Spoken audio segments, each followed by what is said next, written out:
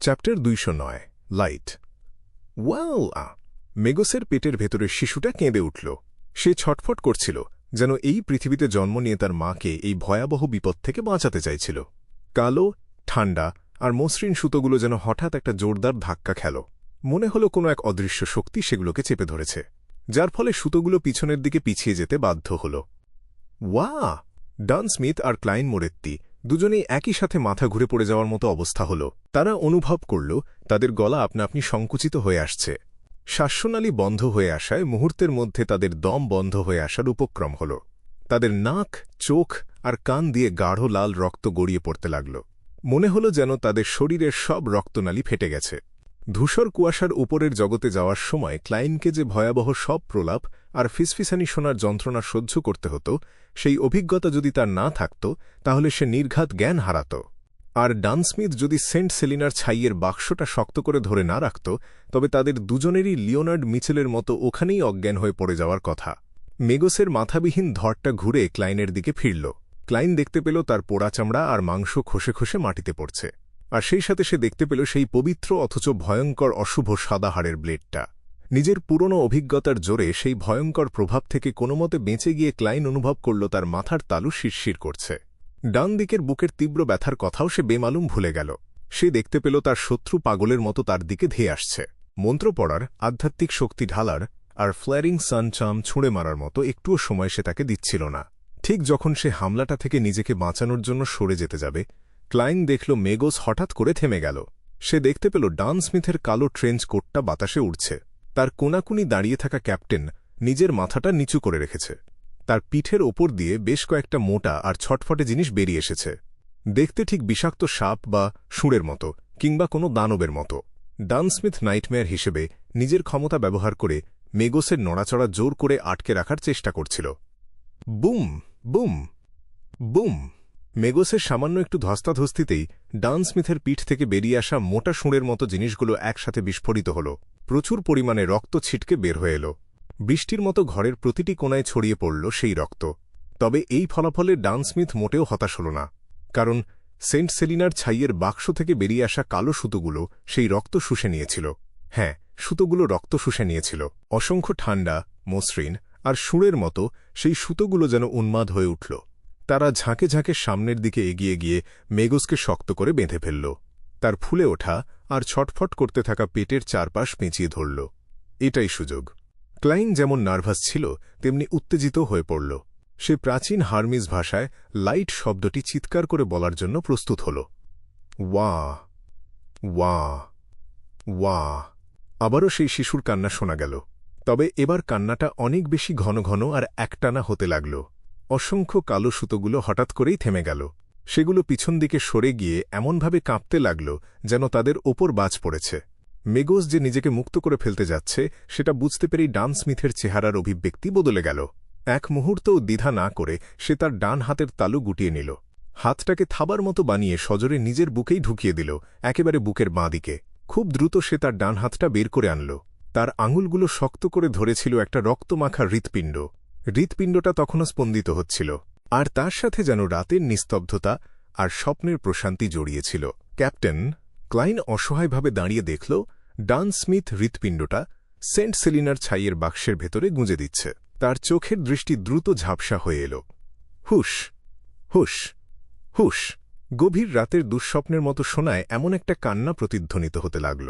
অসংখ্য ঠান্ডা আর শান্ত সুতোগুলো আবারও তাদের কাজ শুরু করল। সেগুলো মেগোসকে আরও শক্ত করে পেঁচিয়ে ধরল। এবার মেগোসের পেটের ভেতরের শিশুটার কান্না সত্ত্বেও তারা বাঁধন আলগা করল না, বরং তারা শরীরের ভেতরেই সেই ভয়ঙ্কর শব্দগুলোকে আটকে দিল। ক্লাইনের চোখের পানি আর রক্ত একসাথে গাল বেয়ে পড়তে লাগল। সে গভীর গলায় খুব সাধারণ একটা হার্মিস শব্দ উচ্চারণ করল, লাইট, যে আলো অন্ধকারকে আলোকিত করে, যে আলো উষ্ণতা বয়ে আনে। রহস্যময় সব প্রতীক আঁকা সেই পাতলা সোনার টুকরোটায় সে তার বেঁচে থাকা প্রায় সমস্ত আধ্যাত্মিক শক্তি ঢেলে দিল, যার ফলে সাথে সাথেই তার মাথাটা ফাঁকা আর ঝিমঝিম করে উঠল। নিজের শেষ শক্তিটুকু একত্রিত করে ক্লাইন ফ্ল্যারিং সান চাম ছুঁড়ে মারল মেগোসের দিকে। মেগোস তখনও অসংখ্য কালো সুতো দিয়ে বাঁধা ছিল। কালো সুতোগুলো এবার আর পিছিয়ে গেল না। তারা নিজেদের স্বাভাবিক প্রবৃত্তি অনুসরণ করল না, যেন কেউ তাদেরকে নিজের ইচ্ছায় নিয়ন্ত্রণ করছিল। ধুকপুক ধুকপুক! সেন্ট সেলিনার ছাইয়ের বাক্সের ভেতরে ডান স্মিথের তাজা হৃৎপিণ্ডটা তখনও স্পন্দিত হচ্ছিল। ছাদের গর্ত দিয়ে আবারও সূর্যের আলো এসে পড়ল। 3 তলা ভেদ করে সোজা ব্ল্যাকথর্ন সিকিউরিটি কোম্পানির ভেতরে আলোটা ঢুকল, যেন আলোটা একটা শক্ত পিলারের মতো দাঁড়িয়ে আছে। ফ্লেরিং সান চাম আলোটাকে এখানে পথ দেখিয়ে এনেছিল, আর এর পুরো লক্ষ্য ছিল মেগোস। সূর্যের আলোটা মাথাবিহীন দানবটার উপরের অংশের সাথে মিশে গেল, আর তারপর সূর্যের মতোই বিশাল এক বিস্ফোরণ ঘটল। বুম্মামম! চোখ ধাঁধানো জলজলে সাদা আলোর মধ্যে ক্লাইন নিজের চোখ বন্ধ করে ফেলল। এই শেষ দৃশ্যটা তার মনের গভীরে চিরস্থায়ীভাবে গেঁথে গেল। মেগোসের শরীরের বাঁ হাত, মাথা আর বেশ অনেকটা মাংস খসে পড়ল। তার পোড়া শরীরটা মুহূর্তের মধ্যে টুকরো টুকরো হয়ে ভেঙে পড়ল। তার শরীরের ভেতরের অর্ধেক বাস্তব আর অর্ধেক মায়ার সেই ভয়ঙ্কর প্রাণীটা আর কোনো শারীরিক সমর্থন পেল না, যার কারণে সে তার রূপান্তরের শেষ ধাপটাও আর শেষ করতে পারল না। সেটা একটা রাগী কালো গ্যাসের গোলায় পরিণত হল, আর আলো ও আগুনের শিখার মাঝখানে মিলিয়ে গেল। গুড় গুড়! পুরো বিল্ডিংটা প্রচণ্ডভাবে কেঁপে উঠল। তবে এটা কেবল ফ্ল্যারিং সান চার্ম থেকে বের হওয়া শক্তির কারণেই ঘটছিল। এই চার্মটা সাধারণ কোনো বোমার মতো ছিল না। এর শক্তি এক জায়গায় কেন্দ্রীভূত ছিল, কিন্তু একই সাথে নিয়ন্ত্রিতও ছিল। ক্লাইন নিজের শরীরটা সোজা রাখার জন্য সংগ্রাম করতে লাগল। কয়েক সেকেন্ড পর সে চোখ খুলল আর সামনের দিকে তাকাল। সে দেখতে পেল দেওয়ালগুলো ভেঙে পড়েছে। যেখানে মেগোস দাঁড়িয়েছিল সেখানে সে পোড়া একটা বৃত্তের মতো দাগ দেখতে পেল। অবাক করার মতো ব্যাপার হল, মেঝের কেবল খুব সামান্য অংশই গলে গিয়েছিল। মাটিতে সে একটা পোড়া আর রক্তমাখা প্লাসেন্টা পড়ে থাকতে দেখল। সে দেখল ডান স্মিথ ঠিক সেই জায়গাতেই দাঁড়িয়ে আছে। তার গায়ে তখনও সেই কালো ট্রেঞ্চ কোটটা জড়ানো। সে দেখতে পেল সেন্ট সেলিনার ছাইয়ের বাক্সের ভেতরে থাকা হৃৎপিণ্ডটা তখনও ধীরে ধীরে স্পন্দিত হচ্ছে। সে দেখল লিওনার্ড মিচেল ঠিক উল্টো দিকে পড়ে আছে। তার কি অবস্থা হয়েছে সেটা তখনও অজানা। ক্লান্ত ক্লাইনের মনটা হঠাৎ আনন্দে ভরে উঠল। তার মনে হল রিচুয়ালিস্টিক ম্যাজিক ব্যবহার করে সে হয়তো এখনও ক্যাপ্টেনকে বাঁচাতে পারবে। তার মনে হল মেগোস আর তার শিশু সত্যিই এবার শেষ হয়ে গেছে। না, বরং এটা বলাই বেশি ঠিক হবে যে শিশুটার রূপান্তরে বাধা পড়েছে এবং তাকে তাড়িয়ে দেওয়া হয়েছে। ঠিক সেই মুহূর্তে ডান স্মিথ ঘুরে ক্লাইনের দিকে তাকাল। তার ফ্যাকাসে মুখে একটা উষ্ণ আর স্বস্তির ছাপ ছিল, আর তার গলার স্বর বরাবরের মতোই শান্ত আর নরম শোনাল। আমরা টিঙ্গেনকে বাঁচিয়ে ফেলেছি। এই কথাটা বলার পর তাকে দেখে মনে হল সে যেন আবার 20 বছর বয়সে ফিরে গেছে। তাকে আর আগের মতো কঠোর আর গম্ভীর দেখাচ্ছিল না। সে ক্লাইনের দিকে তাকিয়ে তার বাঁ চোখটা টিপল। ক্লাইনের মুখের হাসিটা জমে গেল। সে দেখতে পেল সেন্ট সেলিনার ছাইয়ের বাক্সের ভেতরের হৃৎপিণ্ডটার স্পন্দন থেমে গেছে। সেটা হঠাৎ করে একটা জলজলে আলোর গোলায় পরিণত হল, আর তারপরেই চারপাশের পরিবেশে ছড়িয়ে পড়ল। সে দেখল ক্যাপ্টেন পেছনের দিকে পড়ে যাচ্ছে।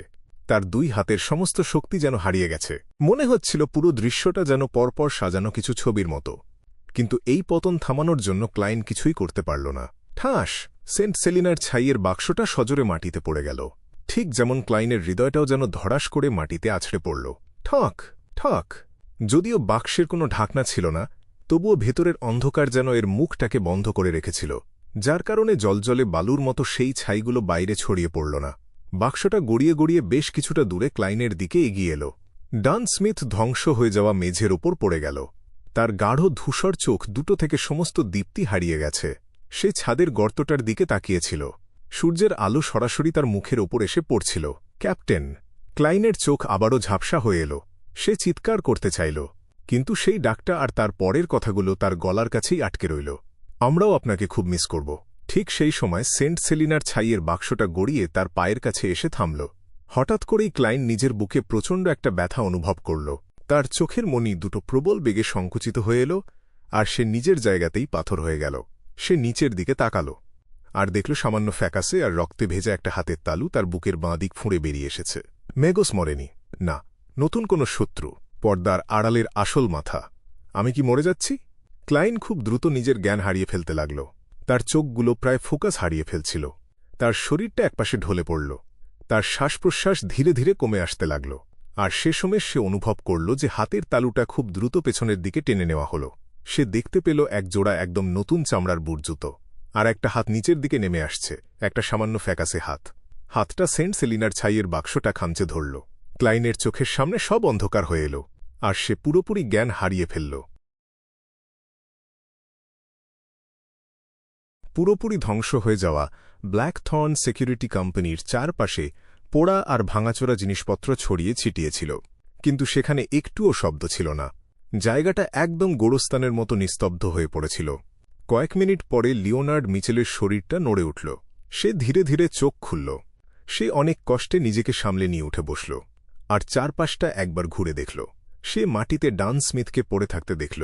সে ক্লাইনকেও দেখতে পেল, যার চোখ দুটো বড় বড় হয়ে স্থির হয়ে আছে, আর তার পুরো মুখে আতঙ্কের একটা ছাপ লেপটে আছে। ডান স্মিথ আর ক্লাইন দুজনেরই বুকের বাঁ দিকে স্পষ্ট ক্ষতের দাগ দেখা যাচ্ছিল। না, লিওনার্ড নিজের গলা থেকে কোনোমতে শব্দটা বের করে আনল। সে টলতে টলতে ক্লাইনের লাশের দিকে এগিয়ে গেল, যেটা ডান স্মিথের খুব একটা দূরে ছিল না। সে বারবার দুজনের কাছে গিয়ে তাদের পরীক্ষা করতে লাগল, কিন্তু শেষমেশ এই বদলানো যায় না। এমন সত্যটা মেনে নেওয়া ছাড়া তার আর কিছুই করার ছিল না। লিওনার্ডের হাঁটু দুটো যেন ভেঙে এলো। সে ধপাস করে মাটিতে হাঁটু গেড়ে বসে পড়ল। তার সবুজ চোখ দুটো যন্ত্রণায় ভরে উঠল। তার গাল বেয়ে অঝরে চোখের পানি গড়িয়ে পড়তে লাগল, যা মুখের রক্ত আর ধুলো সব ধুয়ে দিচ্ছিল। সে মাথা ঘুরিয়ে 2 সেকেন্ড ধরে কিছু শোনার চেষ্টা করল, আর তারপর হঠাৎ করেই সামনের দিকে উপুড় হয়ে পড়ে গেল। সে প্রচণ্ড রাগে একটা গর্জন করে উঠল, নিজের হাতের তালুগুলোকে শক্ত করে মুঠো পাকাল, আর সজোরে মেঝের ওপর ঘুষি মারতে লাগল। ঠাস ঠাস ঠাস। লিওনার্ড কাঁদতে কাঁদতে মেঝের ওপর ঘুষি মেরেই চলল। তার এই দুঃখের মাঝেও একটা স্পষ্ট ঘৃণার অনুভূতি লুকিয়েছিল, আর ছিল নিজের ওপর চরম একটা রাগ ও বিতৃষ্ণা। ঠক ঠক ঠক। তাড়াহুড়ো করে ছুটে আসা পায়ের শব্দ শুনে লিওনার্ড মাথা তুলে তাকাল। নিজের ঝাপসা দৃষ্টি দিয়েই সে দেখতে পেল ম্যান্ডেটেড পানিশার্স আর মেশিনারি হাইভ মাইন্ডের সদস্যরা মাত্রই ঘটনাস্থলে এসে পৌঁছেছে।